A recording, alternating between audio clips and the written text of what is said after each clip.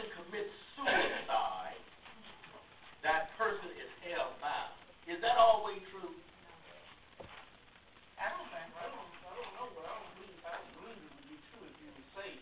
All right, Samson committed suicide, didn't he? Yeah. What would you believe Samson would be now? Never. Okay, good. I got you thinking the way I want to see you think. All right, what about King Saul? That gives me a problem. He fell on the knife on his own sword, rather. Once saved, always saved. Okay. And he was anointed by the Lord, even though it wasn't. And he was now you got this to covenant relation people versus what we say faith in Jesus people. What's the difference now? I want you to think, please. Did God at any time terminate his relationship with Israel as a covenant-related people?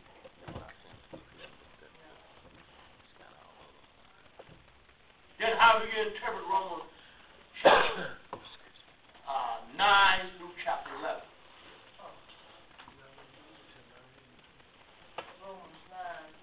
If there's terminated a covenant of people.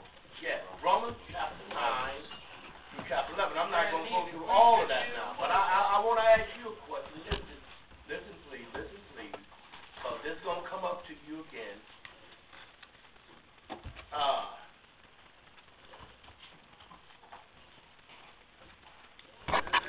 What he says here. Chapter 9 9. 8. Let's just go to some places here. Chapter 11. And I want to start at verse 11. So that's when we can get what I'm doing. This is an act that we're dealing with. I say then, they did not stumble so as to fall, did they? Speaking of Israel, may it never be. But by their transgression, salvation has come to the Gentiles to make them jealous. So now, what is our purpose to Israel looking at that scripture? To make them jealous. How do we do that? By accepting Jesus Christ, by accepting the Lord and Savior. By accepting Him and living it out. Right. I love to use that, living it out. All right. Now, watch this. If their transgression is richer for the world and their failure is richer for the Gentile, how much more will their fulfillment be? Listen to this. But I'm speaking to you who are Gentiles, and as much then as I am an apostle Gentile, I magnify my ministry. If somehow I might move to jealous my fellow countrymen and save some of them. All right. For if their rejection is the reconciliation of the world, what will their acceptance be but life from the dead? Okay. These were covenantal people. All seem to say they were dead. Now, but watch verse 16. Here's a dichotomy looks like. If the first piece of dough is holy, listen to this carefully now. The lump is also, and if the root is holy, the branches are too. Watch this now. But if some of the branches were broken off, and you being a iota, speaking to the Gentiles, were drafted or grafted in among them and become partakers with them of the rich root of the olive tree, do not be arrogant toward the branches. The branches that are fallen, he's talking about. But if you are arrogant, remember that it is not you who supports the root, but the root supports you. You got a covenantal people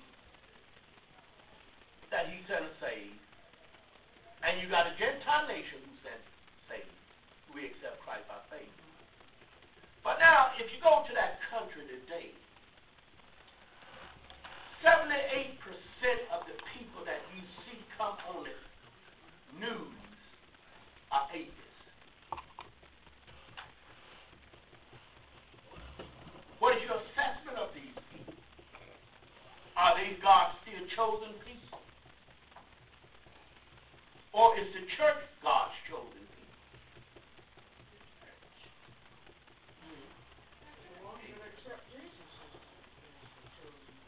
They were at one time called God's chosen people, right? They did what? They fell away. Okay, yes. Okay, yes. Israel. Oh, they're still God's chosen people. Chosen for what? Well, they, Right now. Chosen for what? to be blind. But right now, to be blind. Okay. Okay. Get them there. So you're saying they have been chosen for the judicial curse that God has cursed them? No, I'm not saying for the judicial. Well, to be curse. blind, He that has is a said- judicial No, curse. well, yeah, because he says that they will have blessings. So in other words, God is not through with them. Yes, and that's what Paul's argument is. And the gathering of the tent later on in Revelation means when they will come back in. The regathering, he's talking about Right. that. He's talking about that right here. Right. Look, but now notice what he says here. You will say then, branches were broken off so that I might be grafted in. Quite right. Verse 20. Then were broken off, they were broken off for their unbelief. But you stand by your faith, do not be conceited, but fear. For if God did not spare the natural branch, neither will he spare you. Behold then the kindness and severity of God to those who bear severity, but to you God's kindness, if you continue in his kindness, otherwise you also will be cut off. Now, listen to this. Here's what I'm trying to say to you. God's covenant relation to Israel has certainly been temporarily interrupted. Now, that's for a fact. When Christ